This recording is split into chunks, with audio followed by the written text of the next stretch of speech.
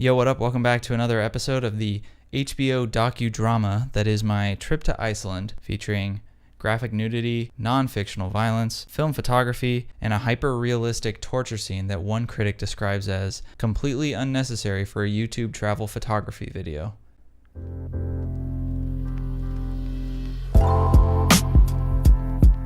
Well, I recently got back from spending 3 weeks in Iceland, so buckle your seatbelts, bitches. This is gonna be a long one. So Monica and I went to Iceland for the first time 4 years ago in 2015, and it was one of the best experiences of my painfully average life. Seriously, it's such a beautiful country, and the landscapes are only outweighed by the friendliness of the people there. You should definitely visit. That 2015 trip was the first time I ever experimented with a certain type of drug called 35mm film. At the time, I shot 2 disposable cameras, and when I got the film back, I was hooked. Smash cut to me now, making shitty YouTube videos about film photography. Ever since our first trip, we had always been dreaming about going back to Iceland, but for a longer period of time to see more of the country, though some things had changed. The biggest change that I noticed is that they switched cool American Doritos to sour cream, and honestly, I'm still a little shook. So for this trip, I drove around Iceland's Ring Road twice, and you may be wondering, why? Was it that the ass warmers on the rental car were just too good and I just kept driving? Possibly. More realistically, because of scheduling, the plan was I would spend the first week with my brother, and then he'd swap places with Monica, and we'd spend the second 2 weeks together. Was it preferable? No, not really, but traveling is more fun when you have someone else there to encourage you to make bad life decisions. So my magical Iceland story starts off like any other classic fairy tale, sitting in traffic on the 405. I wonder where they keep like the private jets and whatnot. I'll be right.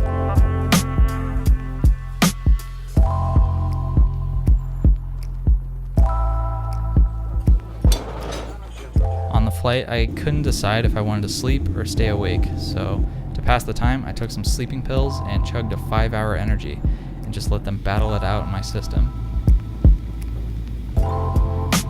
So on this trip, I shot mostly with my Sony a7R II. If I wasn't already certain I was going to hell, I think shooting a digital camera on a film photography channel would surely do it. But before you go and shit all over my DMs, you may be pleased to know that I also brought my Contax T2 and 11 rolls of film.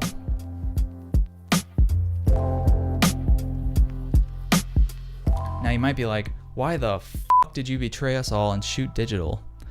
Look at it this way. Between digital and film, I shot a combined 3,000 photos on this trip in honor of my favorite movie, Mr. 3000. If I only shot film and maybe shot a little more conservatively, that'd still be like 80 rolls on 35mm. So that's about $900 to buy the film and get it all developed. And let's be honest, Iceland is not a cheap place, so I cut costs where I could. That being said, I did bring along 6 rolls of Fuji C200, 4 rolls of Ilford HP5, and 1 roll of Kodak Ektachrome, as well as 2 disposable waterproof cameras. I ultimately decided to shoot the Contax T2 on this trip because it's a point and shoot, and it does just that. No need to dial in the settings, switch lenses, or even focus. All you had to do is find the composition. And the Carl Zeiss lens is about as sharp as my nipples in a cold breeze, so that was a bonus.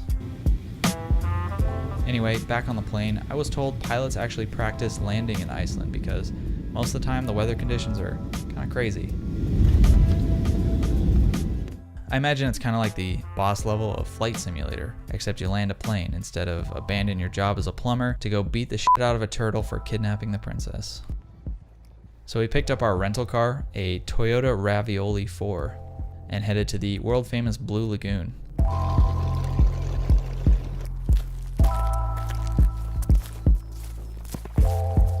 I didn't get any footage of the Blue Lagoon, so here is a hyper-realistic simulation of what it was like.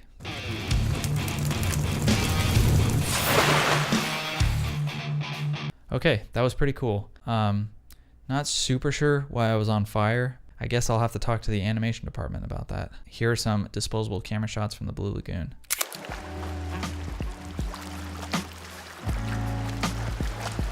So you may have noticed that there were some blurry photos in there. I do not know what happened. I'm guessing that water somehow got in the waterproof camera and messed up the shutter somehow. The other identical camera was fine.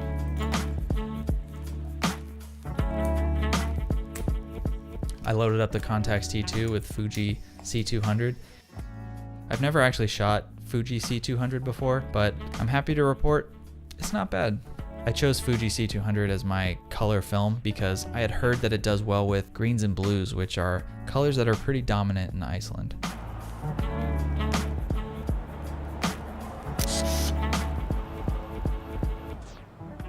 But I'm also really happy to report that it also nails the color orange. Additionally, I overexposed most of my shots of C200 by one stop.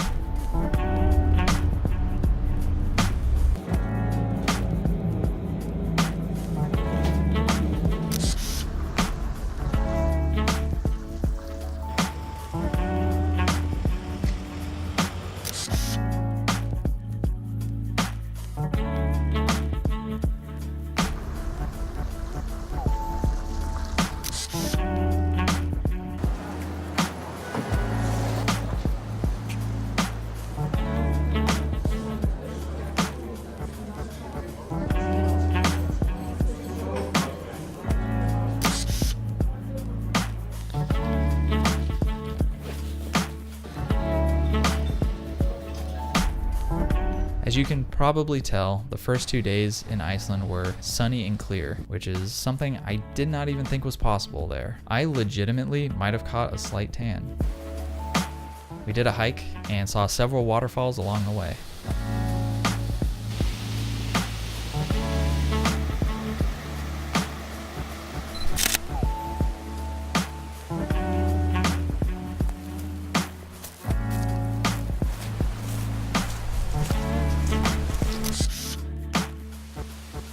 The lighting wasn't ideal when we got to the end waterfall, but holy shit, who cares? That water was bluer than me when I hold my breath for 12 minutes.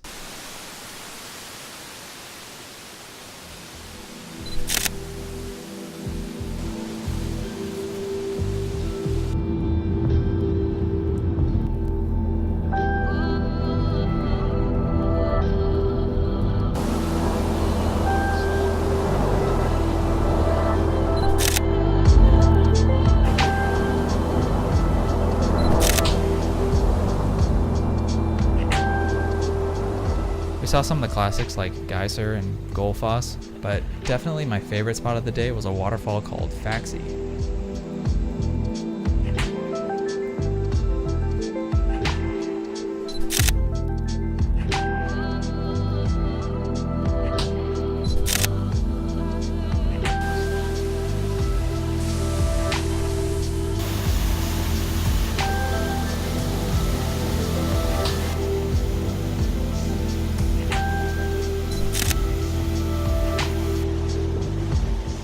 We were the only people there, so we kind of just hung out and enjoyed the solitude.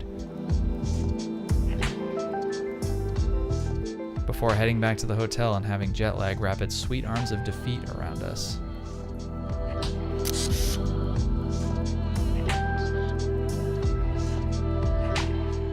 That night we got the best view of the northern lights that we would get all week, so pictures never do it justice, but look at them anyway.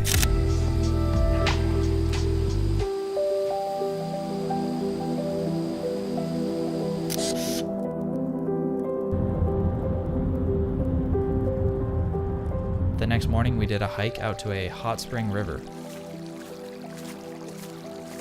It was awesome, and we were guided there by sheep along the route.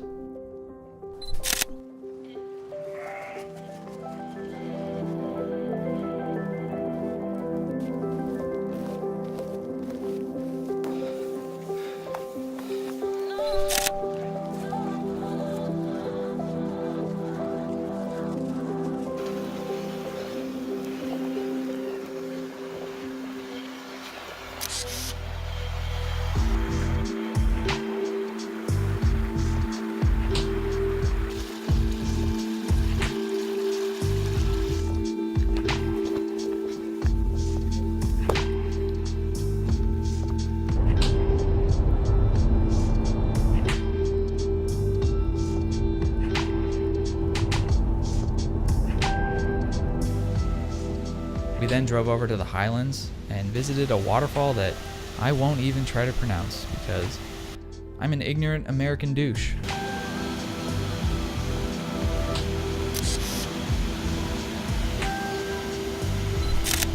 For my second roll, I switched to Ilford HP5 and underexposed it by 1 stop.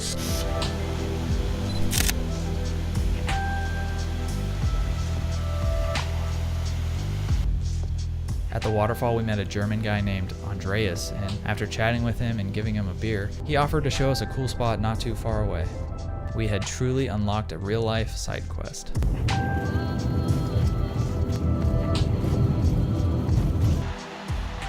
I don't know what this canyon's called, but I'm sure it's something Icelandic, and by Icelandic, I mean something unpronounceable to the rest of the world.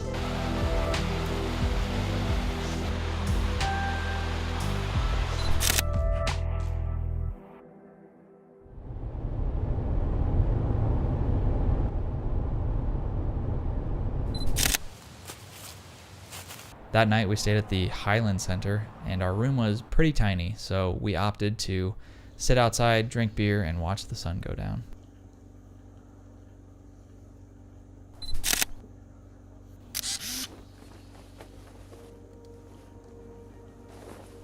The next day we made our way back to the coast. Along the way we decided to check out a nearby waterfall, but we got a flat tire.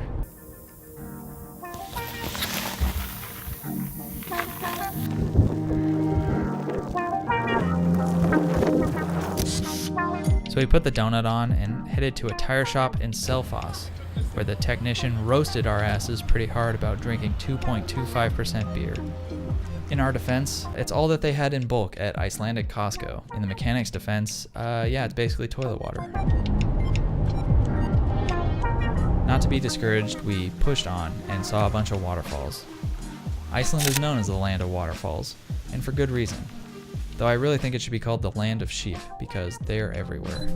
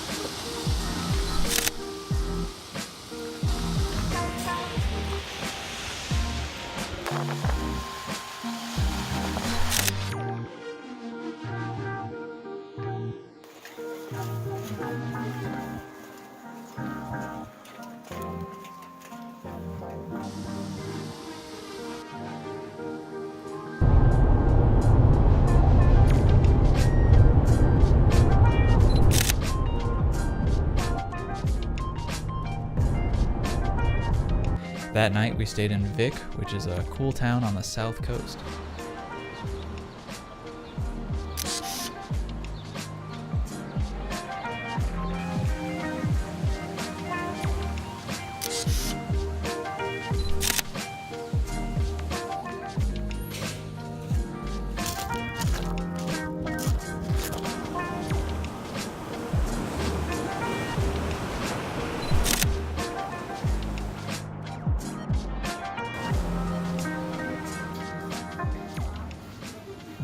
Can you close your legs?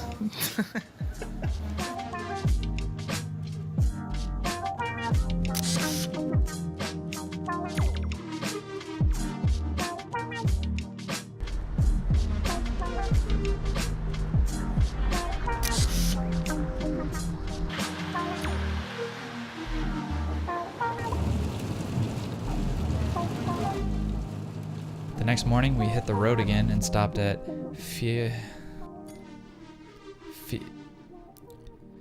Flaming Hot Cheetos Canyon. It's a canyon that they shot a Justin Bieber music video in, and obviously my brother and I are huge believers, so we had to check it out.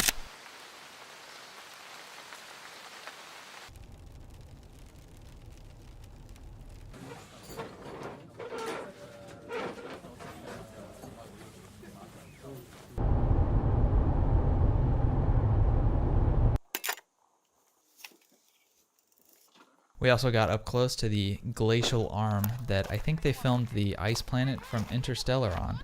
So Matt Damon was probably around there somewhere.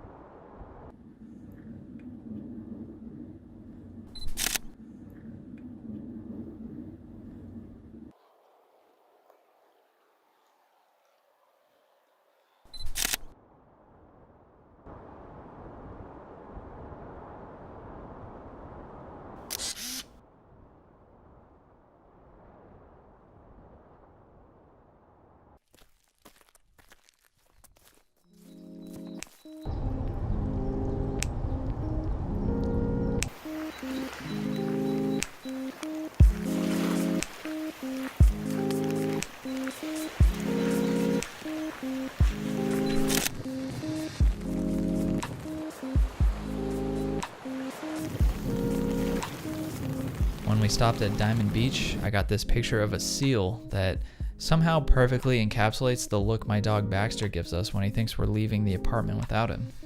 I think we all knew Baxter was going to make an appearance in this video one way or another. Last for the day, we hit the famous glacial lagoon, Yogurtsen, where my Contax T2 and my Sony got drenched.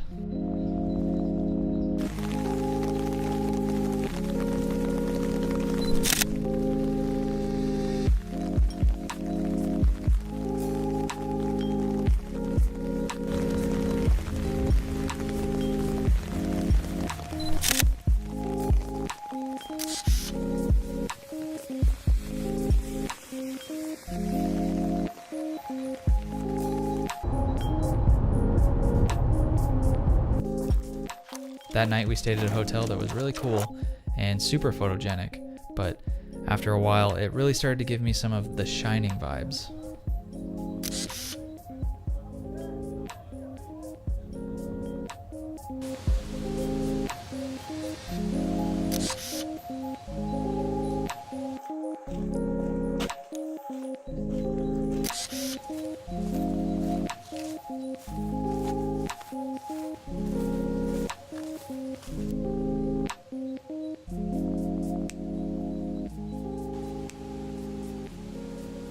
The next day, we had a bit of driving ahead of us, headed north, but we stopped along the coast.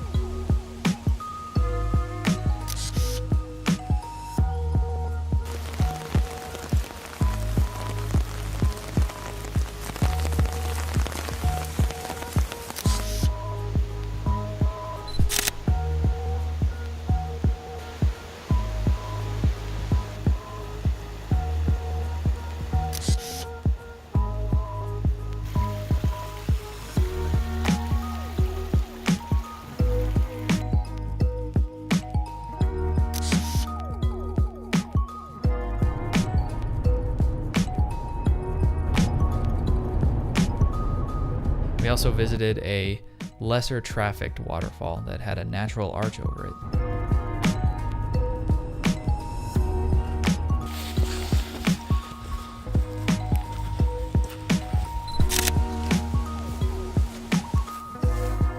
I often call Iceland the photographer's playground, not because it smells like piss or teenagers go there after school to smoke drugs, but because there's so much untapped beauty around every corner, and this was just one of those instances for me.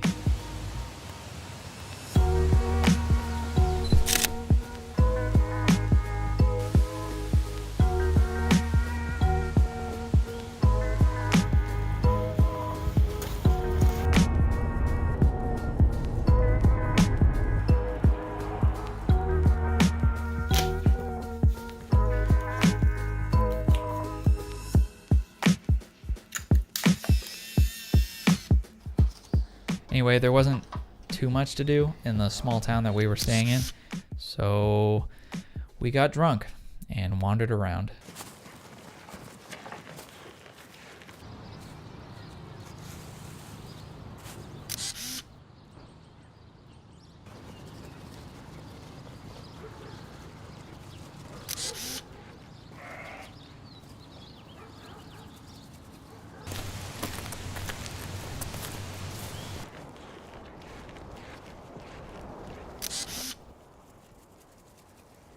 The next day we went to the Mývatn nature baths, which are kind of like the Blue Lagoon. Once again, I didn't get any footage, but enjoy this simulation of what it was like.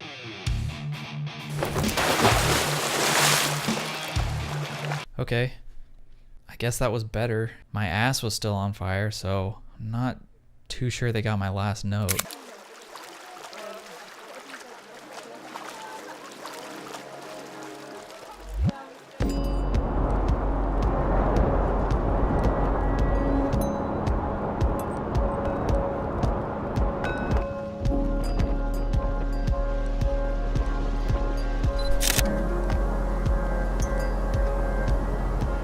I asked a native Icelander what Dettifoss translates to in English, and she said it means falling falls. I mean, I guess you're not technically wrong, but 0 points for creativity. For its sheer power alone, I probably would have called it something like steroid falls or swole foss.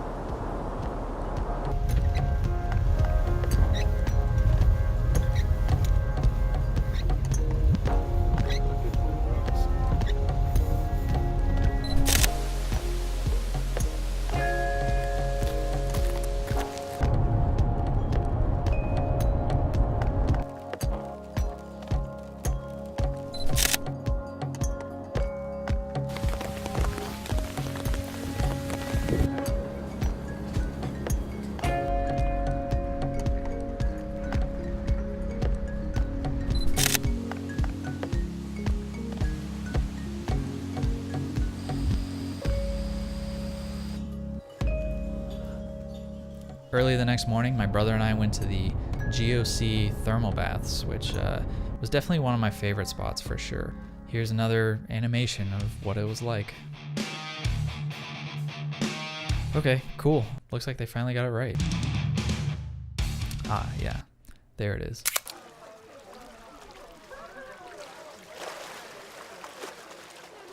Post thermal bath, our asses only wanted one thing, and that was more waterfalls.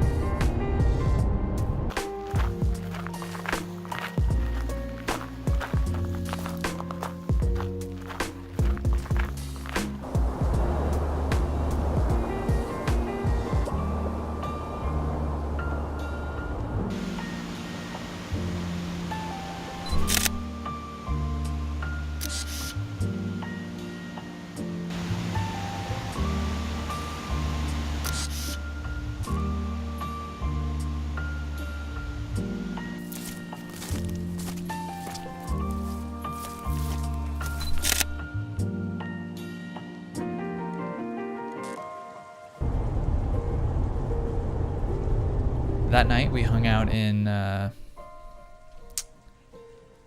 the biggest city in northern Iceland, and explored a bit.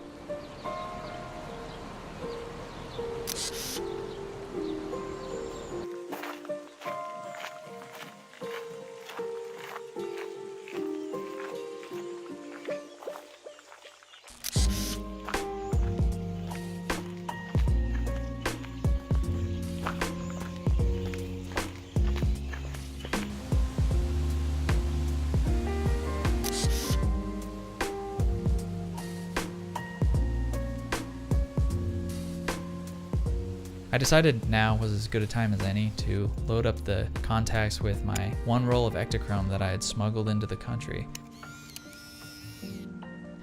But first I had to retrieve it, if you know what I mean. That's right, it was in my pocket.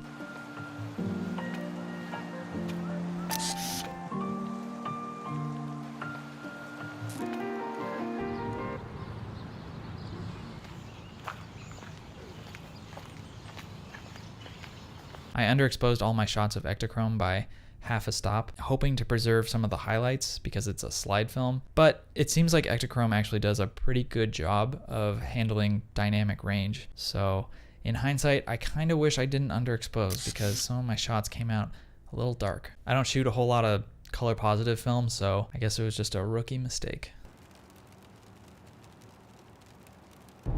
The following day, we hopped in the car and hiked it back to Reykjavik for the last day of hanging out with my brother before he heads home. So we polished off the 2.25% beer. I honestly bet this beer hydrates you more than it dehydrates you, and that's just unacceptable. We walked into town to get more of those magical tacos as well.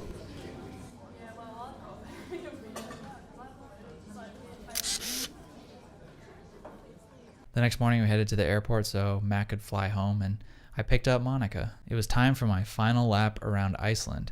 In Mario Kart, this is generally where I get reamed with a blue spike shell, so I remained vigilant. Lots of video game references in this video, I'm now realizing. We had some time to kill, so we checked out a nearby lighthouse.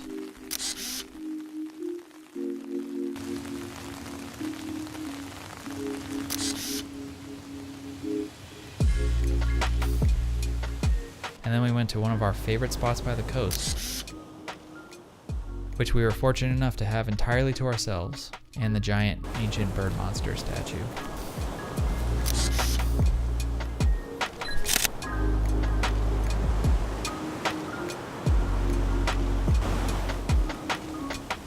Then of course it was time for the Blue Lagoon. Fortunately, this disposable camera was fully functional.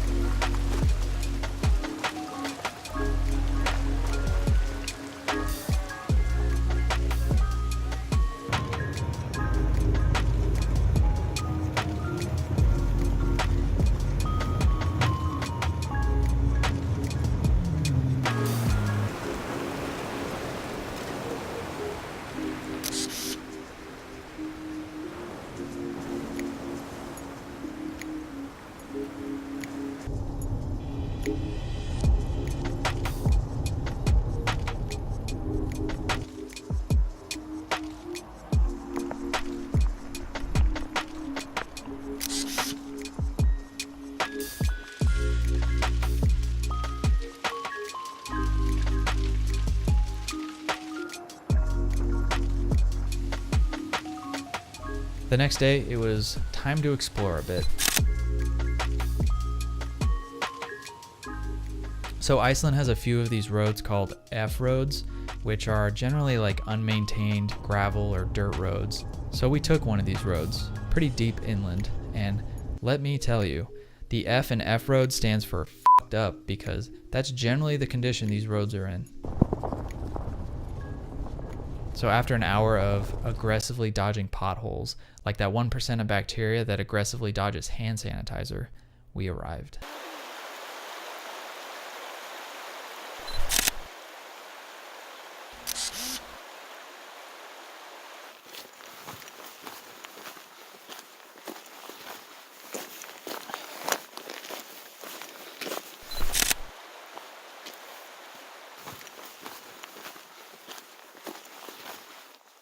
This was one of my favorite spots for sure.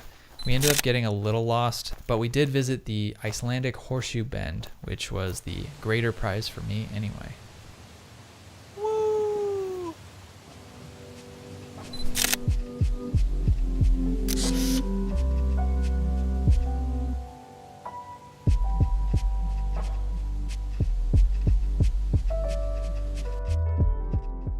Here it is compared to the shot that I took at Arizona's Horseshoe Bend.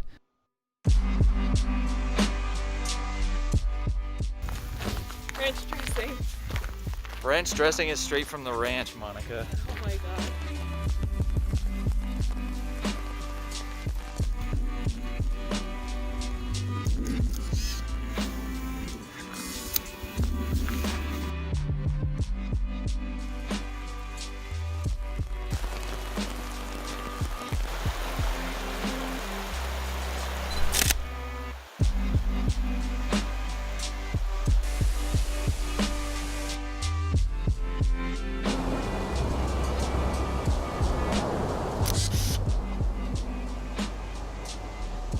Just thought of the best joke for a video. It's f***ed up though. They all are. The next morning we treated ourselves to some gas station hot dogs, which are a staple of the budget traveler in Iceland. Now, you might hear gas station hot dog and have PTSD flashbacks of barely making it to the bathroom only to be met with a torrential firestorm of diarrhea. However, the gas station hot dogs in Iceland are of a higher class. I felt nothing but satisfaction and yumminess.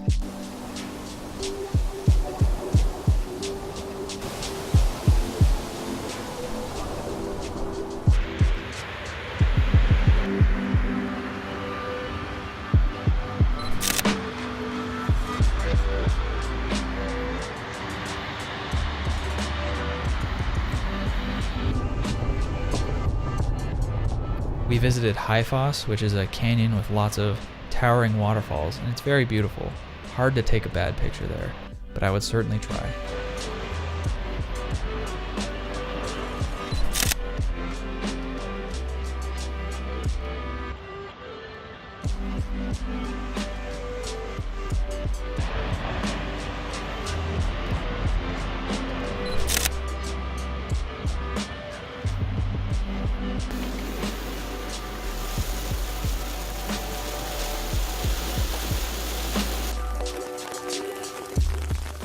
Since it wasn't too far out of the way, we revisited this waterfall that I still cannot pronounce.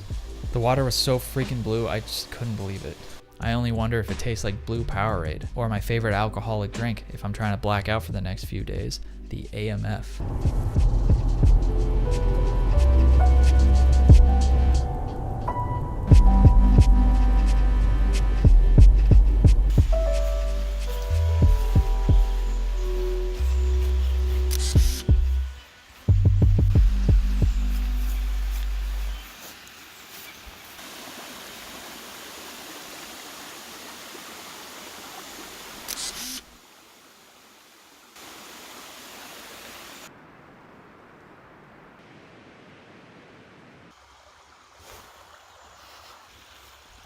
After the waterfall, I swapped out the Ektachrome for a roll of Fuji C200 and reset the exposure compensation to one stop over.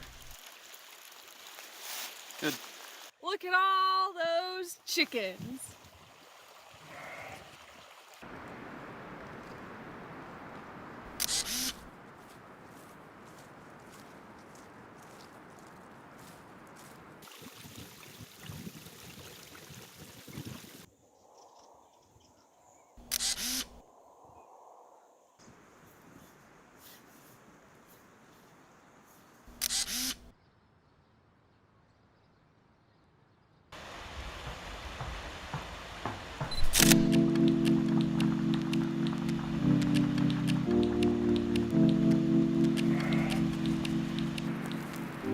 We visited another waterfall as we headed back towards the coast. It wasn't the biggest waterfall, but sometimes size doesn't matter, right? It certainly left me out of breath and with a smile on my face.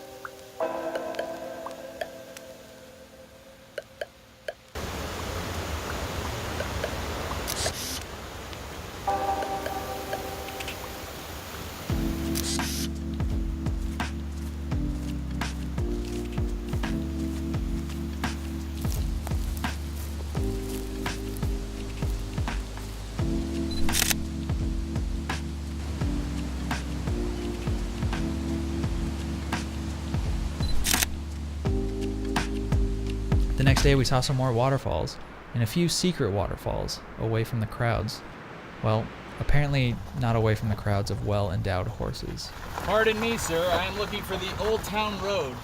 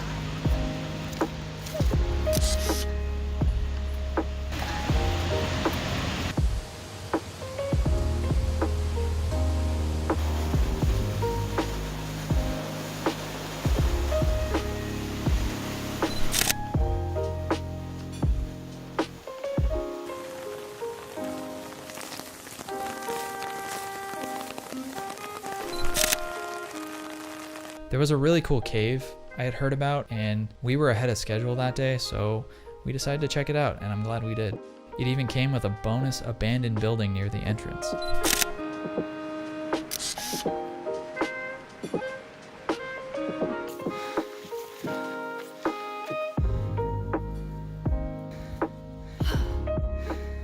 The 38mm lens on the Contax T2 fell a little short of being able to capture the entire cave entrance.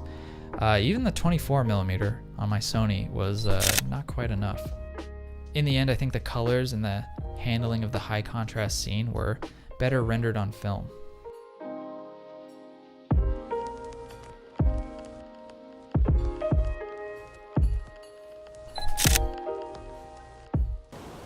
We also visited the highly popular Black Sand Beach, where there was a lot of people, despite being partially closed.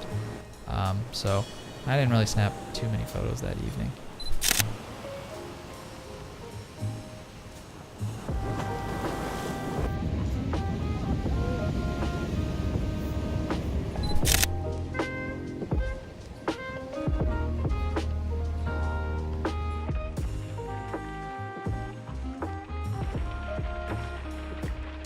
It ended up raining all night that night, and it was so peaceful.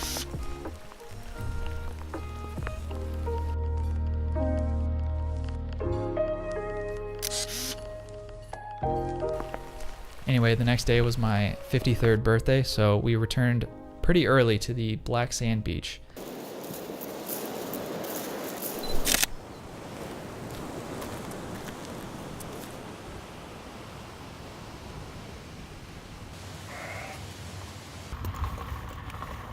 And I had loaded HP5 into the Contax T2.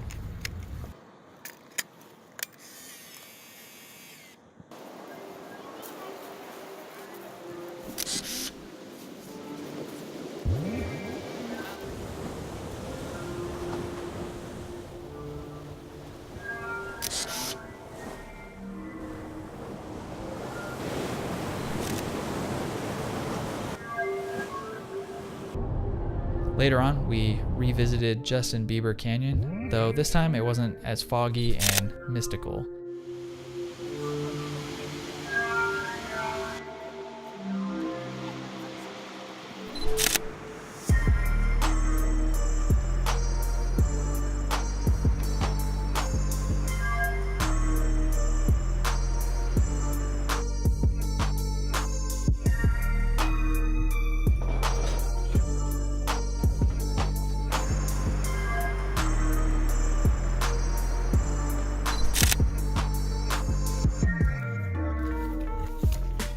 We stopped at a cool rock formation and decided to explore the area a little bit.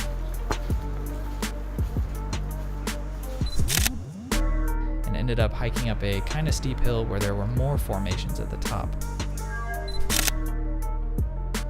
Never really know what you'll find.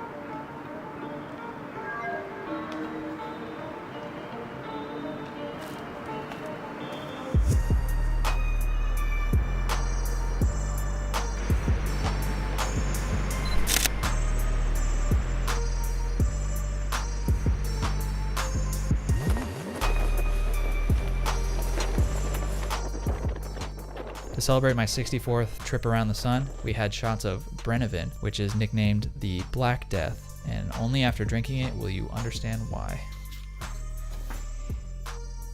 Tally-ho.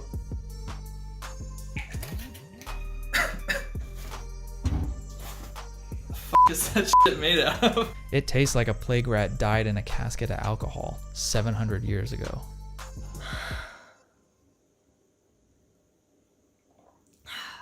Sometimes I wonder if Icelanders pretend to like this stuff to confuse the rest of the world. That being said, I definitely drank more of it. We woke up the next morning from blacking out and headed down the road to a spot that we thought might have a cool waterfall at the end of it. Unfortunately, the path kind of led us onto private property and we didn't want to trespass, so we flipped a U-turn and headed back disappointed. So we drove onward to the Matt Damon Glacier.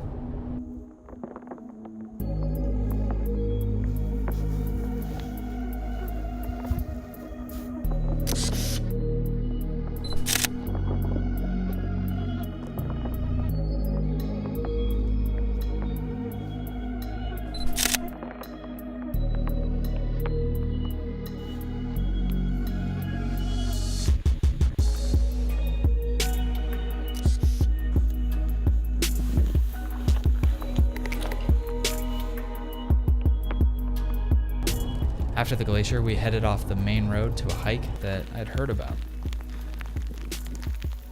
Long story short, we got a little lost on the trail, but eventually we found the epic views that we were looking for, right as it started to downpour.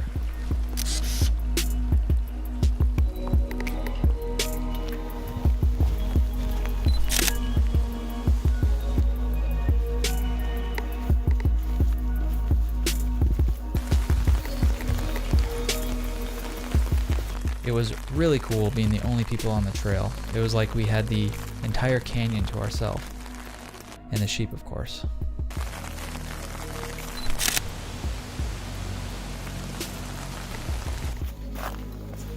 This was probably my favorite hike that we did. Driving up the road, the clouds started to spread out and let some light in, so the photographer in me was just burning like gonorrhea to get out and take some photos.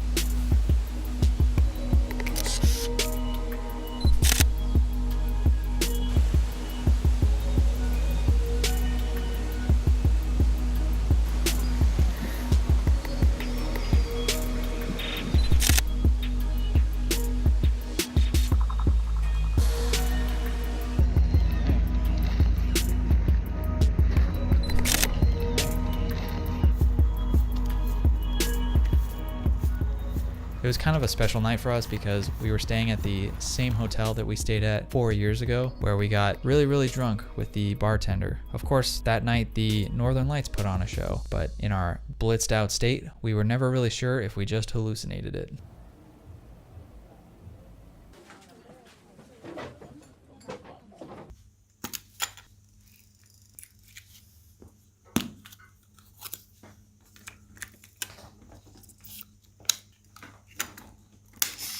The next day was pretty sunny and clear, which is great if you don't want to be rained on, but not great if you're going for those moody shots like I was. So I just accepted my fate and took a bit of an off day from photography and just enjoyed the journey.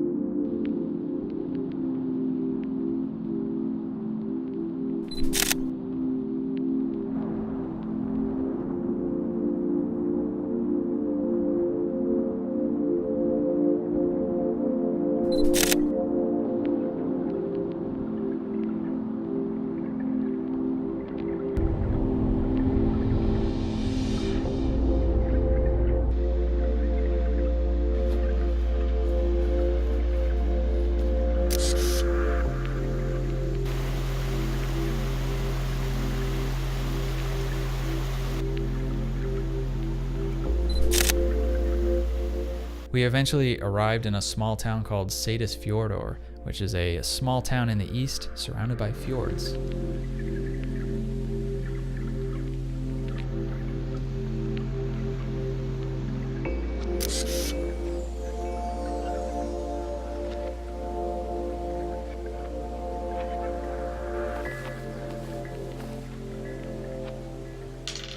We played some Mancala in the hotel that we were staying in. Monica showed me the correct way to play, and I showed her the way I learned in prison.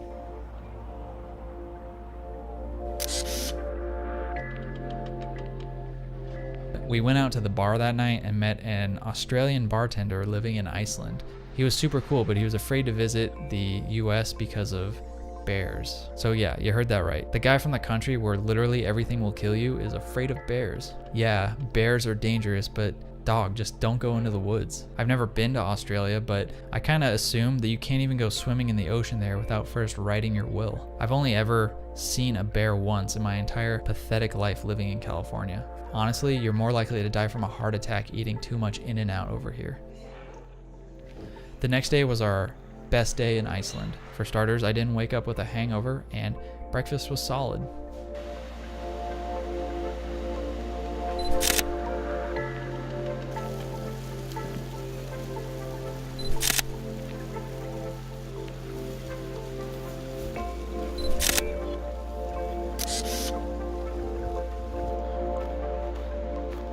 We hiked out to a canyon that had these crazy rock formations where the rocks kind of just looked like they forgot how to look like rocks.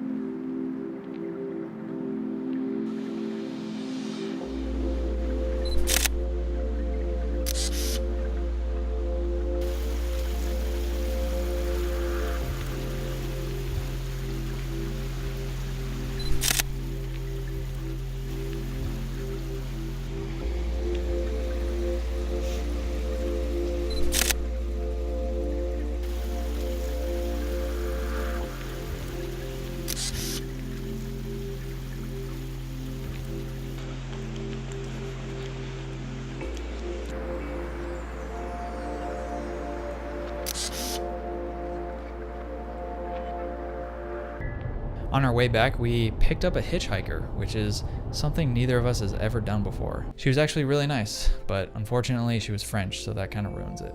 At least now we can check that off the bucket list. We hit Dedafoss again, this time from the west side, which was actually pretty lucky because there was a rainbow from the mist from the falls that just made the whole setting really cool. Like, I didn't even give a shit that my camera got soaked again.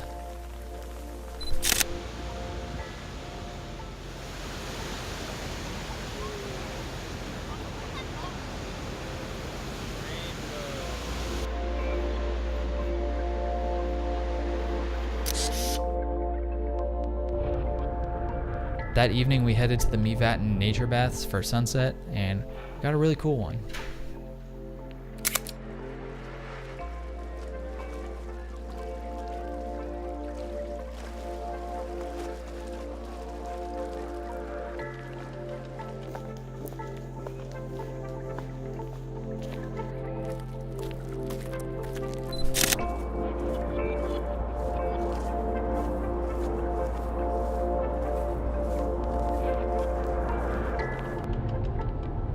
The next day we had to kill some time, so we headed to a nearby geothermal area where the ground was literally vaping. The Fuji C200 that I was shooting really shined with the natural oranges.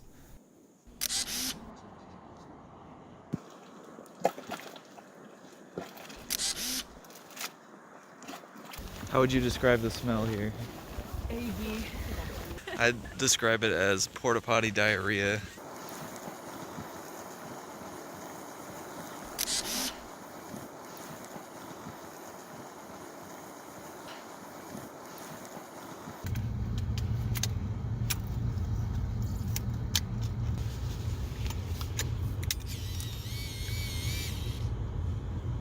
So I've got some good news and I've got some bad news for you. The good news is I have found the best smoothie in the entire goddamn world. The bad news, it will literally ruin all other smoothies for you. It's by a company called Lemon. I think they're a small chain. We stumbled upon these smoothies in Husavik and got the number 4, which is called the Vanilla Flirt or something cheesy like that. Though the only thing this smoothie is flirting with is my bank account, as I'm prepared to empty it and sell all my cameras for more smoothies. The first sip of this stuff that I had, I passed out for 12 seconds and had to go lay down. I'm honestly not being paid to endorse the crap out of them, but Lemon, if you're watching, call me.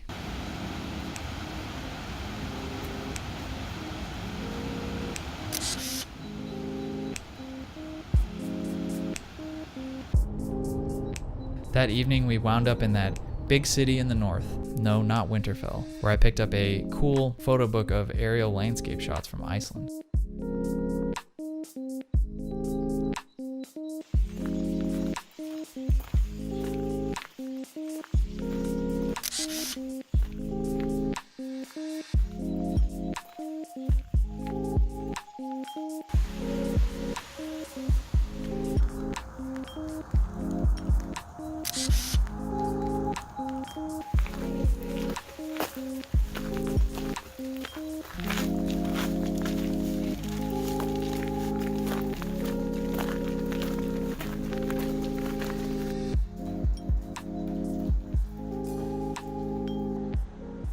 The next morning, we were both trembling a little bit, sweating profusely, and itching ourselves uncontrollably. Luckily, after we hit up Lemon again and drank another smoothie, the symptoms went away. So we headed north and visited a small town that one of the locals had recommended. Unfortunately, it was raining pretty hard, so we didn't take too many photos.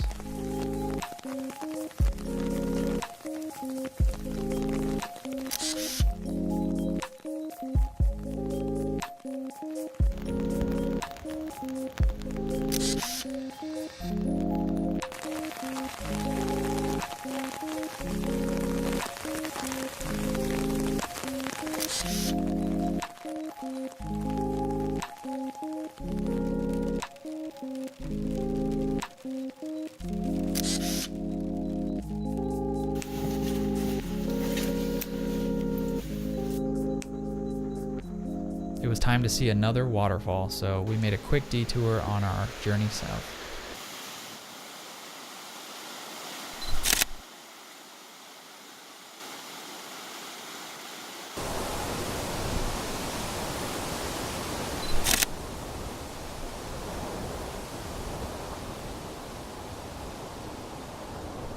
I didn't get any footage of this, but Google Maps had us take an hour and a half pothole express when there was a perfectly drivable, completely functional, smooth road not too far away. Seriously, the road we took placed second in the international pothole contest, losing only to an unnamed, bombed-out World War II German backcountry road.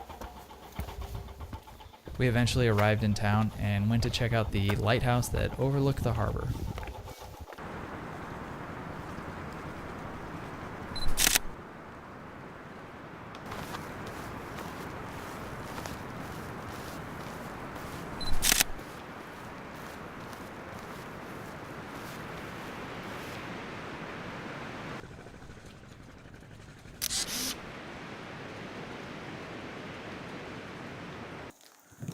On our way back to the hotel, we stumbled across a scene that was too good to be true. If you're a photographer, Monica didn't give a shit.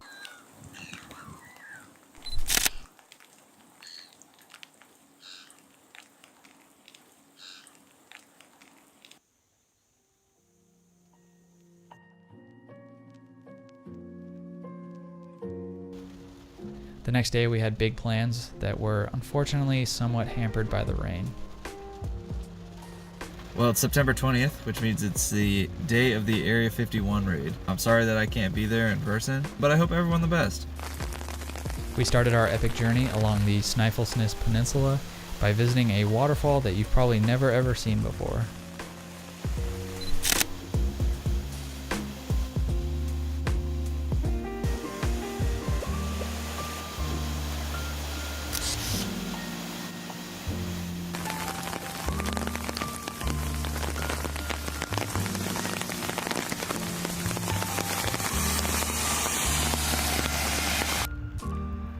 Following that, I stopped to shoot an abandoned building with an epic backdrop.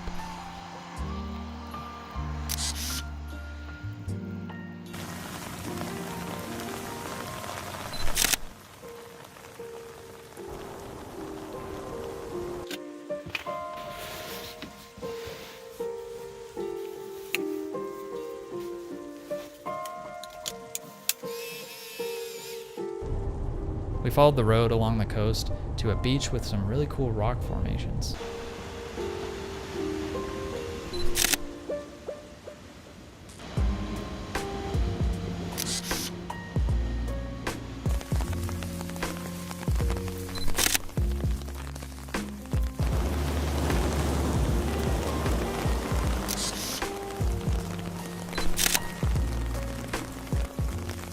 I picked up some of my favorite shots from the trip here, while both of my cameras got soaking wet again.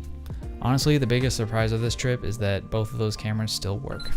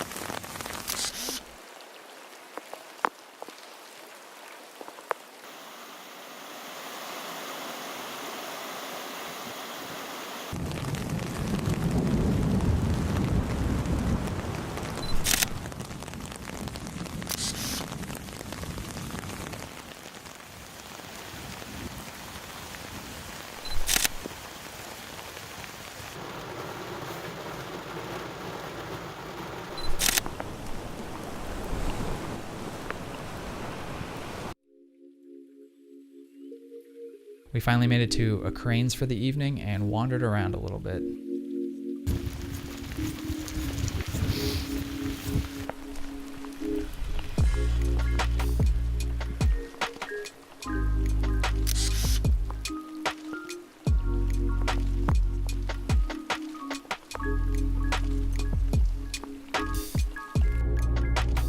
In the morning, we drove to Reykjavik, but not before stopping to get another shot of an abandoned building.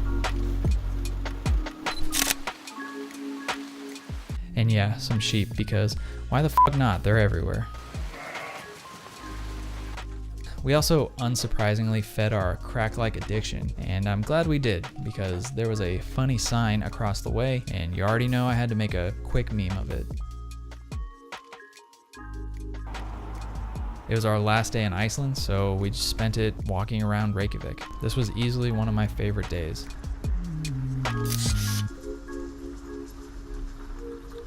In town, I also picked up another photo book that featured some Icelandic landscapes.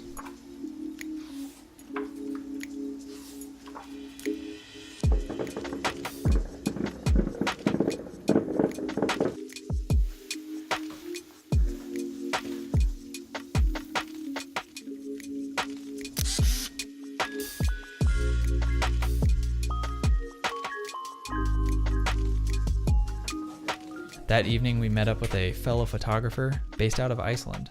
This is her handle, so if you want to see more awesome travel photos, go give her a follow and say what's up on Instant Ham. Anyway, it was time to leave, which saddened me quite a bit.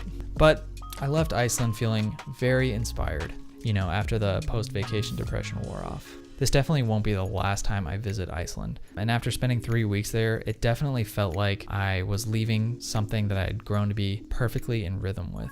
I honestly feel like I could photograph Iceland every day of every year until Lemon goes out of business. Then fuck it, I'm out.